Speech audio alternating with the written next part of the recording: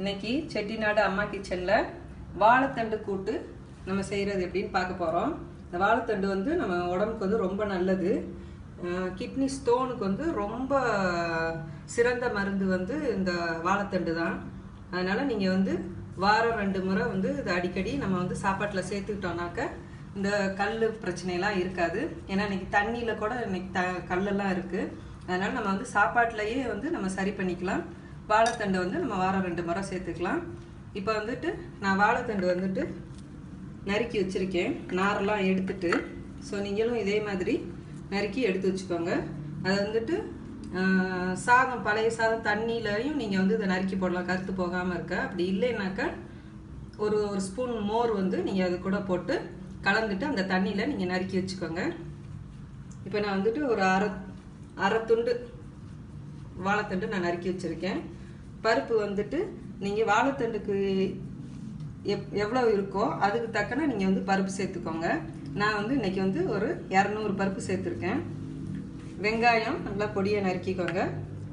பச்சை மிளகா உங்கள் காரத்துக்கு தகுந்த மாதிரி சேர்த்துக்கோங்க. நான் 2 பச்சை மிளகா எடுத்துருக்கிறேன்.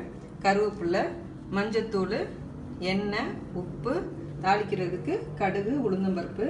இப்போ வந்து நம்ம வந்து இதை வந்து குக்கரில் வைக்க போகிறோம். இப்போ நான் பருப்பு வந்து ஏற்கனவே நான் கழுவி வச்சுருக்கேன். சட்டியில் வைக்கிறப்ப ரொம்ப நேரம் ஆகும் அப்படின்னு சொல்லிட்டு எல்லோரும் செய்கிறதுக்கு கஷ்டமாக இருக்கும்பாங்க. நம்ம இப்போ இதுமாதிரி குக்கரில் வச்சிட்டோம்னாக்க ஈஸியாக இதை நம்ம செஞ்சிடலாம்.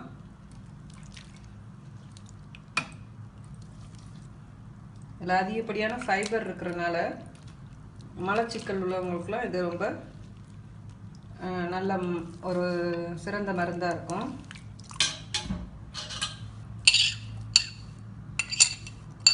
வெங்காயம், பச்சை மிளகா நான் போட்டுருந்தேன். இதில் வந்து நம்ம உப்பு சேர்க்க வேணாம். தண்ணி வந்து அது நனைகிற அளவுக்கு நீங்கள் தண்ணி ஊற்றினா போதும். தண்ணி நீங்கள் ரொம்ப ஊற்ற வேணாம். ஏன்னா வெந்த உடனே அது தண்ணியாக தான் இருக்கும். வாழைத்தண்டுலேயே தண்ணி சத்து இருக்கிறனால உங்களுக்கு அது நனைகிற அளவுக்கு மட்டும் நீங்கள் தண்ணி ஊற்றிட்டு நீங்கள் ஒரு 3 விசில் வச்சு நீங்கள் இதை எடுத்துக்கோங்க. வாழைத்தண்டு எப்பயுமே நீங்கள் அடித்தண்டாக வாங்கினீங்கன்னா நல்லா டேஸ்ட்டாக இருக்கும். இப்போ நம்ம இதை வந்து நான் வந்து 3 விசில் வச்சு நான் எடுக்க போகிறேன். இப்போ 3 விசில் விட்டு எடுத்தாச்சு. நான் ப்ரெஷர் போக விட்டு நான் இப்போ எடுக்கிறேன். பாருங்கள், நல்லா வெந்துருச்சு. பருப்பும் வெந்துருச்சு, வாழைத்தண்டு வெந்துருச்சு. பாசி பருப்புங்கிறனால சீக்கிரமே வெந்துடும். ஸோ நம்ம இப்போ இதை வந்து தாளிக்கலாம். எண்ணெய் ஊற்றிக்கோங்க.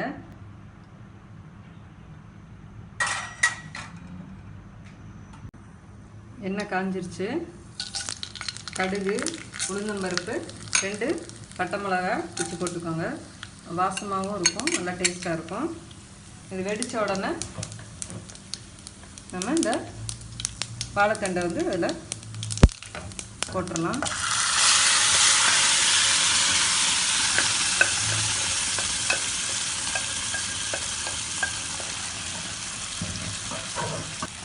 இப்போ இதில் வந்து கொஞ்சமாக மஞ்சத்தூள், ஒரு 1/4 டீஸ்பூன் மஞ்சத்தூள் போட்டுக்கோங்க. ஜீரகத்தூள் வந்து 1 டீஸ்பூன் போட்டுக்கோங்க. வேணுன்னா கூட நீங்கள் சேர்த்துக்கலாம். ஜீரகமும் ரொம்ப நல்லது. இப்போ இதை வந்துட்டு இந்த மஞ்சத்தூள் வாசனை போகிற அளவுக்கு கொஞ்சம் நேரம் நீங்கள் அடுப்பில் வச்சுருந்துட்டு தேங்காய் பூ வேணுன்னா தேங்காய் பூ சேர்த்துக்கலாம். தேங்காய் பூ வேணான்னா தேங்காய் பூ சேர்க்க வேணாம். அவங்கவுங்க டேஸ்ட்டை பொறுத்து நீங்கள் தேங்காய் பூ வேணும்னா சேர்த்துக்கோங்க. இப்போ இதில் கருவேப்பிலையும் சேர்த்துக்கோங்க. இப்போ இதை ஒரு 10 நிமிஷம் நம்ம சென்று நம்ம பார்க்கலாம். தேவையான அளவு உப்பு போட்டுக்கோங்க. இந்தமாதிரி வாழைத்தண்டு கூட்டெல்லாம் வந்துட்டு கீரை கூட்டு, வாழைத்தண்டு கூட்டெல்லாம் நம்ம வந்து இறக்குறதுக்கு ஒரு 5 நிமிஷத்துக்கு முன்னாடி உப்பு போட்டாவே போதும், இல்லைன்னா கடுத்து போயிடும். ஸோ அதனால் நம்ம இப்போ தான் நம்ம உப்பு சேர்த்துருக்கோம். ஸோ இப்போ இதை நம்ம சர்வ் பண்ணலாம். இப்போ கூட்டு வந்து தயாராகிடுச்சு. செட்டிநாடு அம்மா கிச்சனில் இன்னைக்கு வாழைத்தண்டு கூட்டு தயாராகிடுச்சு. நீங்களும் இதே மாதிரி ட்ரை பண்ணி பாருங்கள். சேனலை சப்ஸ்கிரைப் பண்ணுங்கள். நன்றி.